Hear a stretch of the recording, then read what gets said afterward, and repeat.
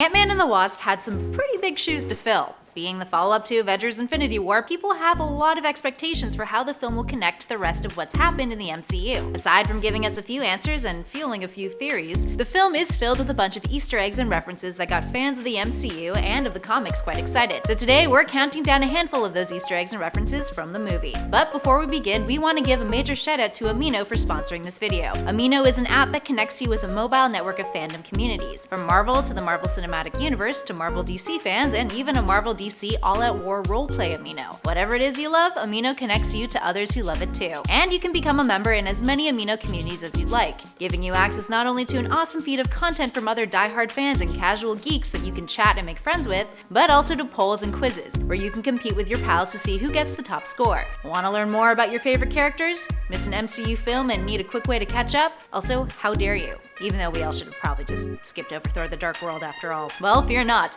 Amino has you covered with their wiki, containing profiles and bios for every single Marvel character seemingly ever. You can even get the lowdown on our buddy Scott Lang before you see Ant-Man and the Wasp. Amino even keeps you up to date with everything going on in the MCU and the fandom. The live layer, for one, is like a virtual Comic-Con in the palm of your hands, 24/7. And with the size of the Amino community now over 100,000 members, it means you can get a glimpse into what's happening all over the world from your favorite conventions. Definitely beats paying for a flight to San Diego, doesn't it? So definitely get your nerd on and check Amino out. It's free to download. Alright, now on to the Easter eggs and references, friends. Here is our picks for the top 10 Easter eggs you missed in Ant-Man and the Wasp. And of course, like I said before, major spoiler alert.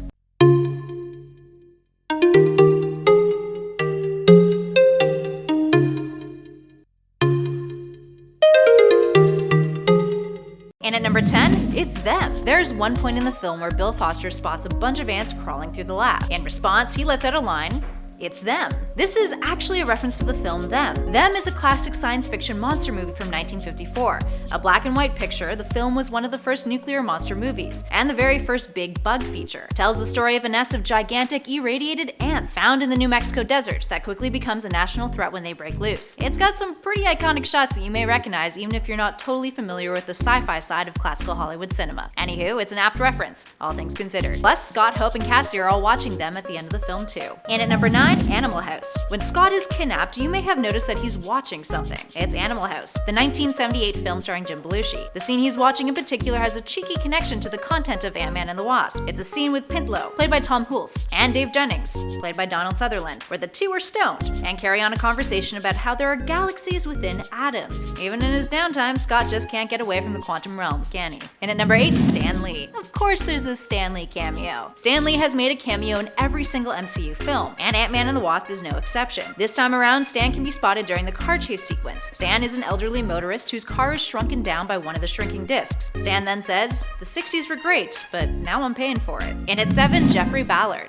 This Easter egg is a reference to a character that appears in the comics, and is actually an enemy of Bill Foster's Black Goliath. Geoffrey Ballard in the film is an FBI agent that's contacted by Birch and given that tip to catch Hank and Hope. In the comics though, he's a supervillain named Centurion, who is initially a government official who was sent to Star International as a security official in his first appearance in Black Goliath Volume 1, Issue 4, back in 1976. He would later go on to be a Miss Marvel villain. Perhaps we'll see more of Ballard in the future? And at 6, Tim, without Eric. Fans of the comedy duo Tim and Eric may have gotten a lovely surprise during the scene in the San Francisco harbor when Ant-Man goes giant in front of that boat he's chasing. On the boat is a familiar face, Tim Heidecker. Tim from Tim and Eric fame has a little cameo as the whaleboat captain, and lets out a little scream when he sees Scott in all of his massive glory. Kevin Feige is apparently a huge Tim and Eric fan. Also fun fact, Tim also appeared in another Marvel movie, although it wasn't part of the MCU. Rather, it was the 20th Century Fox 2015 Fantastic Four movie. Up next at 5, Egghead. When we find out about Ghost's origins, one of the reveals is that her father was a scientist known as Dr. Elias Starr. He experimented with quantum technology, which is what turned Ghost into what she is. Turns out that Dr. Starr isn't just a new name. He has a history in the comics as being a villain named Egghead. Egghead is one of the sillier Marvel villains out there. He was an atomic scientist with an egg-shaped head who first appeared in Tales to Astonish issue 38 in 1962. And at number 4, The Big Lebowski.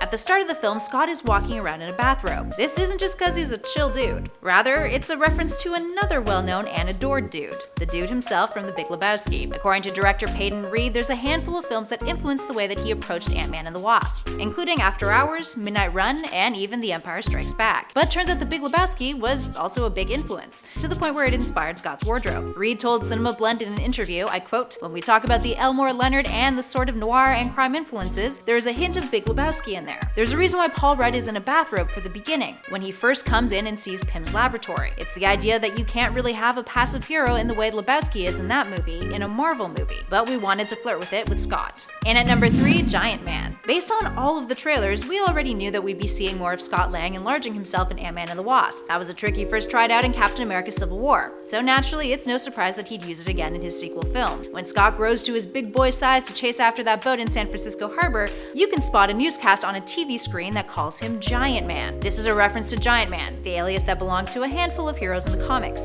including Hank Pym and Bill Foster. Foster, who initially went by the name Black Goliath, took the Giant Man mantle from Pym, who himself has gone through a series of other aliases in the past aside from Ant-Man. Scott Lang has also taken up the alias of Giant Man, but in the Ultimate Marvel universe, as part of a team called Giant Men, who were part of S.H.I.E.L.D.'s reserves, and also featured his daughter Cassie Lang as a member. In our number 2 spot, Baba Yaga. During one point in the film, Kurt, Scott's buddy, mentions the name Baba Yaga. Baba Yaga in real life is part of Slavic folklore, a supernatural being who appears deformed and dwells deep in the forest in a hut typically described as standing on chicken legs. Turns out Baba Yaga actually has some significant ties to the Marvel universe too. She first appeared as a character in Captain Britain Volume 2, Issue 11, back in 1985, and is of Russian origin, being the goddess of earth, witchcraft, and misfortune. She would pop up a few times, but in her first appearance, she fought Captain Britain and his shape-shifting girlfriend Megan when they accidentally stumbled upon her home. Also, fun fact, in the comics, Captain Britain is the character who first introduced the concept of the multiverse in the Marvel universe. Speaking of multiverses, in at number 1,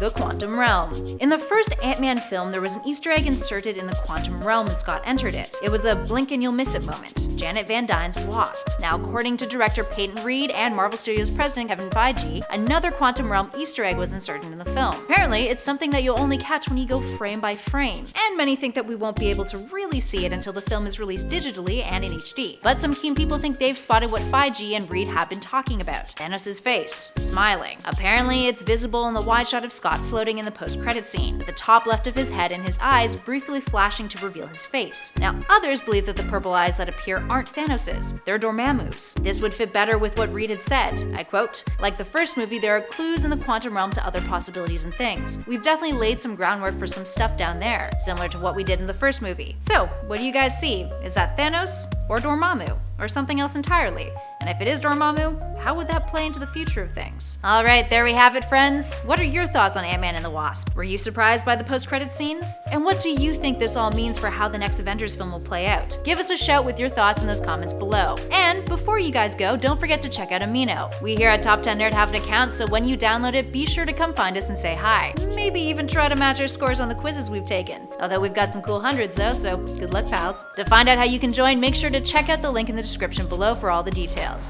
In the meantime though, if you're feeling like watching more MCU and Ant-Man and the Wasp, be sure to head on over to our channel Top 10 Nerd and subscribe. Thanks for watching, everybody. I'll catch you all in the next video.